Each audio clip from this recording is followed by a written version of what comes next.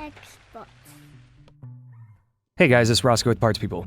In this video, I'm going to show you how to remove the GPU cooling fan on an AlienWare M17xR4. If you're looking for parts for this laptop, go to our website and use this 5% discount coupon. Slide the latch over to unlock the battery. Lift the battery out of the laptop. Remove the screws.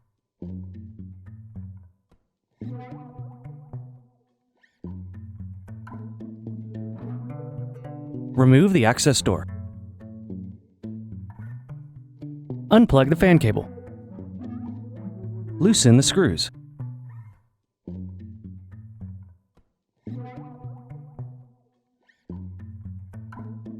Remove the fan.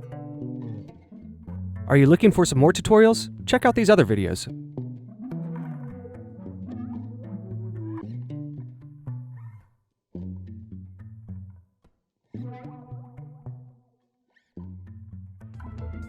If you enjoyed this tutorial, go ahead and like the video and subscribe to our YouTube channel. Check out PartsPeople.com where we have hundreds of tutorials and hundreds of thousands of parts. Thank you for using Parts People for your video tutorials.